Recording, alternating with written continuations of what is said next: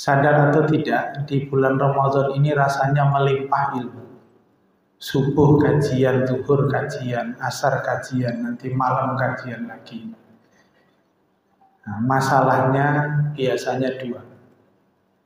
Pertama, kajian yang banyak itu terkurikulum atau tidak, terstruktur atau tidak, atau rata-rata hanya kultum.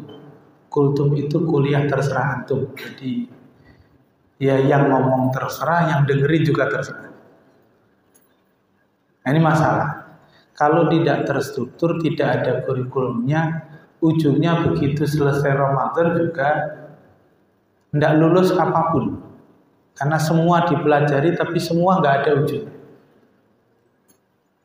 Yang kedua, kekeliruan kita kadang-kadang taklim begini, kalau banyak banget, kita lupa apa yang disampaikan oleh Imam Asy-Syafi'i, al-ilmu sayyid.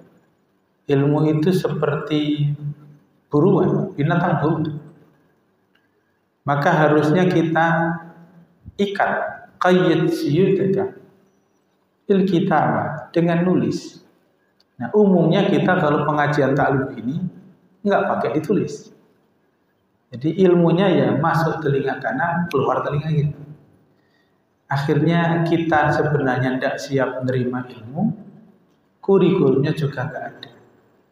Maka kadang-kadang Ramadan begini, jangan-jangan kita tidak menghatamkan apapun. Kalaupun Quran khatam, mungkin Quran khatam bacaannya. Ilmunya belum sampai. Pesannya belum sampai. Padahal kata Sufyan Ats-Tsauri, seorang tabi'in, ketika bertanya kepada Anas bin Malik, bagaimana Rasulullah mengajarkan Al-Quran itu? Kata Anas, kami tidak pernah belajar atau belajar dari Rasulullah Al-Quran melebihi 10 ayat sampai kami paham dan kami amalkan. Nah, kalau kita enggak ngebut berapa juz, paham enggak, ngamalin enggak. Padahal Rasulullah sampaikan kalimat di dalam Musnad Imam Ahmad. Imam Ahmad riwayatkan dalam kitab Musnadnya, "Nadzarallahu man sami'a maqalati fa wa'aha wa hafidhaha summa balagha." Jadi Allah akan memberikan pencerahan, pertolongan. Nah, ini terkait dengan metode belajar. Apa itu man sami'a maqalati? Siapa yang mendengarkan perkataanku? Belajar itu dimulai dengan mendengarkan. Mendengarkan itu artinya jelas gurunya siapa, jelas referensinya siapa. Fawa'aha, kemudian dia paham. Jadi jangan mendengarkan tapi enggak paham. Wa hafidhaha, kemudian hafal. Jadi dengerin, faham, hafal. Summa balagha, kemudian dia menyampaikannya. Nah, itulah urutan ilmu. Jadi dengerin, paham, hafal, baru sampaikan. Nah, cuma kita kadang-kadang karena rutinitas kita, terlalu banyak ulama, ustadz yang isi ceramah, kadang-kadang karena kultum tadi, referensinya itu ya asal baca. Asal baca kemudian belum tentu paham, belum tentu hafal, sudah disampaikan.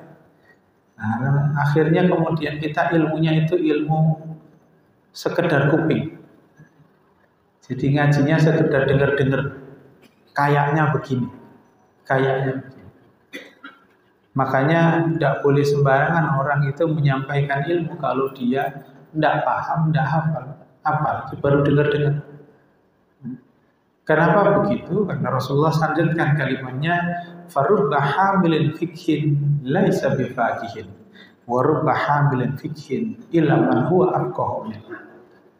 Sungguh banyak orang yang kesannya dia menyampaikan ilmu padahal dia tidak paham dengan ilmunya itu. Dan banyak juga orang yang menyampaikan ilmu padahal di depannya banyak orang yang lebih berilmu. Maka memang kita disindir di situ. Jadi yuk belajar yang serius. Nah, dalam kesempatan ini kita mengingatkan bersama-sama tentang ghurur min ahlil ilm, yakni terkelabunya orang-orang yang berilmu. Karena saya anggap kita sudah melalui mau ke akhir Ramadan, ilmunya sudah banyak. Nah, ilmunya sudah banyak, Imam Ghazali sampaikan persoalan bab ghurur, orang-orang yang terkelabui, yakni orang yang ilmunya banyak tapi tetap celaka. Kok bisa celaka?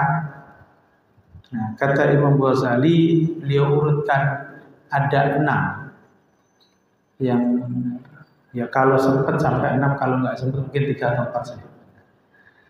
Yakni orang-orang yang terkelabui, artinya dia gagal dengan ilmunya. Jadi punya ilmu, tapi dia kemudian ujungnya malah celaka. Ghurur min ahli ilmu. Yang pertama, mereka yang celaka dalam berilmu adalah mereka yang salah orientasi dalam mencari ilmu. Salah orientasi, salah niat. Ilmunya sudah banyak tapi salah niat. Nah, kita kalau mau belajar tanya dulu niatnya apa. Karena Rasulullah sampaikan kalimat man ta'allama ilman mimma yabtagha bihi wajhullah la yata'allamu illa liyusiba bihi 'aradan minad dunya falam yara 'arfal jannah. Siapa yang cari ilmu tidak untuk mencari ridha Allah tapi untuk kepentingan dunianya, maka dia tidak akan pernah mencium bau surga. Nah, ini perlu hati-hati. Bahkan yang hati-hati itu tentu bukan hanya yang mendengarkan. Para asatid itu yang sebenarnya harus hati-hati. Jangan-jangan belajar itu biar bisa ngisi ceramah. Ngisi ceramah biar ada upload. Karena kemarin saya ada yang nanya.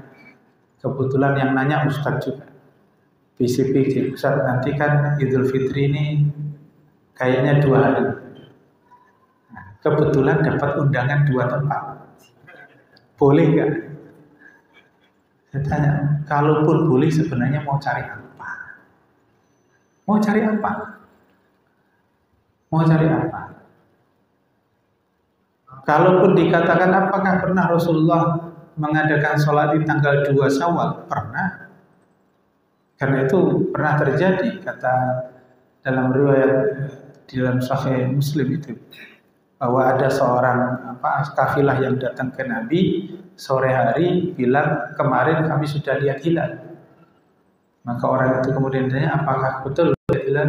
Betul. Maka Rasulullah sampaikan kepada sahabat untuk berbuka, tapi sholatnya besok. Jadi pernah, tapi kan bukan karena kemudian perbedaan pendapat kemudian sholat 2 kali, tapi karena tidak kelihatan. Jadi coba niatnya apa belajar kita, orientasinya apa.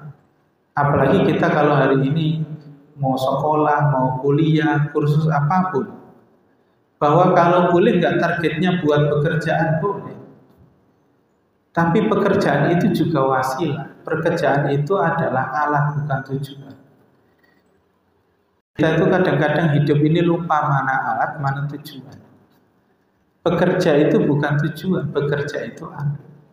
Tujuannya itu harus tetap sama, ibtigha'an liwardhatillah, cari ridha Allah. Yang penting Allah ridha, kerja apa saja Allah ridha. Kalau Allah tidak ridha, kita sibuk kerja, maka yang ada kita hanya disibukkan dengan pekerjaan. Maka kita perlu hati-hati. Kalimat dari Hasan Al-Basri, beliau sampaikan kalimat yang memang menyinggung kita. Jangan-jangan kita masuk. Di antara cara Allah kemudian menjauhi orang, menjauhi seorang hamba, yang hamba itu kemudian jauh dari Allah, adalah dia disibukkan dengan perkara dunia. Jadi ini kok sibuk banget, sibuk sana, sibuk sini. Puasa sudah mau berakhir, ngajinya nggak selesai-selesai, sholatnya bolong-bolong, bermasalah. Yang dia apa? Ini orientasi. Jangan sampai kita kena hurur itu, orientasinya salah.